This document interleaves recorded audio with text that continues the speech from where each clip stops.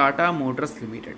अब टाटा मोटर्स से रिलेटेड अगर हम बात करें तो पिछले कुछ टाइम में टाटा मोटर्स का ना ही बिजनेस अच्छा चलता हुआ दिखा है और ना ही टाटा मोटर्स से रिलेटेड कुछ पॉजिटिव न्यूज़ हमें सुनने को मिली है। बट अभी एक न्यूज़ हमें सुनने को मिल रहा है कि टाटा मोटर्स ने फिलहाल फोकस किया है 6500 करोड़ कमाने का।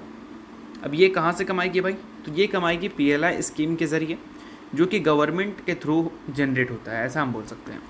तो यहाँ पर बताया गया है कि under PLI scheme by 2028 company secure करना चाहती है लगभग 6500 करोड़। ये कंपनी का एम है। और ये कैसे कंपनी करेगी भाई? तो कंपनी के जो EV पोर्टफोलियोज़ हैं उसको एक्सपैंड करेगी, चाहे हम पैसेंजर्स की बात करें या फिर कमर्शियल सेगमेंट्स की बात करें। इसमें काफ़ी सारे न्यू मॉडल्स को भी कंपनी लाती हुई देखने को मिलेगी, अपने प्रोडक्शंस को कंपनी बढ़ाती हुई देखने को मिलेगी और इस वजह से मैक्सिमम PLI स्कीम का जो बेनिफिट्स हैं वो कंपनी लेती हुई दिख सकती है ग्रोथ को सस्टेन करते हुए। ठीक है, इन सारी चीज़ों पे आप थोड़ा ध्यान रखना अगर आप टाटा मोटर्स के इन्वेस्टर हैं।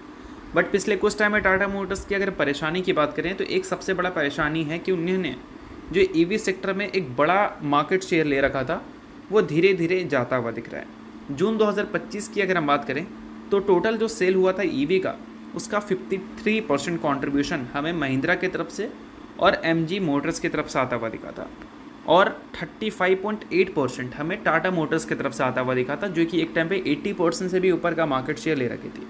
तो मार्केट शेयर में लगातार हमें गिरावट देखने को मिल रही है। इस गिरावट की वजह से कंपनी का जो ग्रोथ रेट है उसमें भी साफ साफ इसका असर हमें देखने को मिल रहा है। जहाँ पर कंपनी के रेवेन्यू पहले तो हमें डबल डिजिट से ग्रो करते हुए दिखते थे, सेम प्रॉफिट में भी ग्रोथ रेट काफ़ी अच्छी दिखती थी, जो कि पिछले एक साल में देखने को मिला ही नहीं है। मार्केट शेयर लगातार कंपनी ने खोया है। अब ये सारी चीज़ें क्या कंपनी वापस से पा सकती है? तो पा बिल्कुल सकती है अगर कंपनी अपने बैलेंस शीट में चीज़ों को थोड़ी सी बेटर करती हुई नजर आए।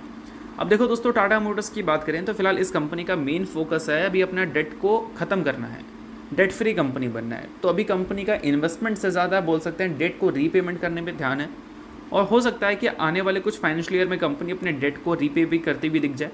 अब 2025 के फाइनेंशियल ईयर का ही डेटा देख लो, कंपनी ने 13,000 करोड़ का कर्जा लिया था बट रीपेमेंट कितना किया? 21,000 करोड़। अब 24 का देखोगे तो 18,000 करोड़ का कर्जा लिया बट रीपेमेंट कितना किया? 47,000 करोड़। और उससे पहले का भी देखोगे तो कर्जा लिया 43,000 करोड़ और रीपेमेंट कितना किया? 62,000 करोड़। तो बोल सकते हैं कि अभी डेट रीपेमेंट पे कंपनी का ज़्यादा ध्यान है और उसका साफ साफ असर हमें देखने को मिल भी रहा है। तो इसमें 1,34,000 करोड़ का डेट था, जो कि अभी के टाइम पे देखोगे तो ऑलमोस्ट 40-45-50% के आसपास आपको नीचे आता हुआ दिख चुका है। तो अभी डेट रिपेमेंट के बाद कंपनी अगर अपने डेट को एक लो लेवल पे ले आती है तो हो सकता है कि कंपनी बड़े बड़े इन्वेस्टमेंट्स भी करती हुई नजर आ जाए अपने मार्केट को वापस से गेन करने में। तो इस चीज़ को थोड़ा ध्यान में रखना और इस पर आप एक बार रिसर्च कर लेना।